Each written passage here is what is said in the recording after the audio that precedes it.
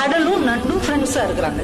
Daily இந்த நண்டு அங்க ஊர் உலகம்லாம் சுத்திட்டு சாயந்தரமா கடல் கிட்ட வந்து பேசும். ஒவ்வொன்னையும் அது சொல்லிக்கிட்டே இருக்கும். கடல் ரொம்ப ஆச்சரியமா கேட்டுட்டு இருக்கும். அப்படியா அப்படியா, ஏதோ நீ எனக்கு ஃப்ரெண்டா இருக்கிறதுனால இந்த உலகத்துல நடக்கிறதெல்லாம் நான் தெரிஞ்சுக்கிறேன்ப்பா, ரொம்ப தேங்க்ஸ்பா அப்படின்னு 2 பேரும் நல்லா மனமொத்த நண்பர்களா இருக்கிறாங்க.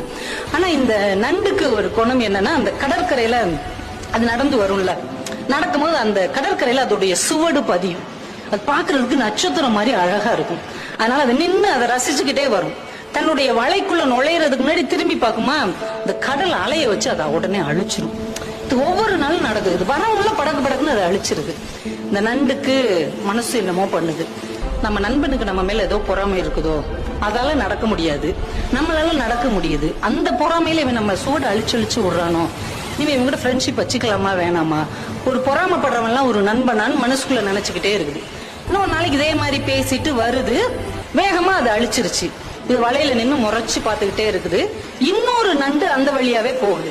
சரி, நம்ம சூடத்தான் இவன் அழிக்கிறான், அந்த எதிரியோட இன்னொரு நண்டோடைய சுவடை அழிக்கிறான்னு பார்ப்போம்னு பார்த்துக்கிட்டே இருக்குது.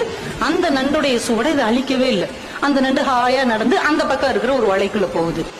இதுக்கு செம்ம காண்டாயிருச்சு. உண்மையிலேயே இவன் நம்ம மேல மட்டும்தான் பொறாமப்படுறான் அப்படின்னு நினைச்சுக்கிட்டு இருக்கும் போதே அந்த வழியா ஒரு நரி வருது. இந்த நண்டு நடந்து போன அந்த சுவடு இருக்கு இல்லையா, அதை அப்படியே ஃபாலோ பண்ணிக்கிட்டு போய் வலையில இருக்கிற நண்டை கவக்குன்னு பிடிச்சி தின்றுச்சு. இப்பதான் இந்த நண்டுக்கு ஒரு விஷயம் புரிஞ்சது. தன்னுடைய நண்பன் தன் சுவடுகளை அழிக்கவில்லை, தன்னுடைய வாழ்க்கையை காப்பாற்றி இருக்கிறான் என்ற உண்மை புரிந்தது. உடனே ஓடி வந்து மறுபடியும் அந்த கடற்கரையில் எழுதுச்சு, முன்பே காப்பான் அன்பே நட்புன்னு எழுதுச்சு. அதையும் அந்த கடல் படிச்சுட்டு உடனே அழிச்சிருச்சு. தன்னுடைய நட்பு கெட்டாலும் பரவாயில்லை, நண்பன் கெடக்கூடாது என்று யார் நினைக்கிறார்களோ அவர்கள் தான் உண்மையான நண்பர்கள். அப்போ உண்மையான நண்பர்கள் உங்களை சுற்றி இருக்கிறாங்களா அப்படின்னு பாருங்க. அப்படிப்பட்ட உண்மையான நண்பர்கள் உங்களுக்கு அமைந்தார்கள் என்றால் அவர்களை தக்க வைத்துக் கொள்ளுங்கள். ஏன்னா நம்ம வாழ்க்கையில ரொம்ப தடுக்கி விழுகிற இடம் இந்த நட்பாகத்தான் இருக்கும். இந்த நட்பு நல்ல விதமா அமைஞ்சிச்சுன்னா நீங்க வாழ்க்கையில வேற உயரங்களுக்கு நீங்க போக முடியும்.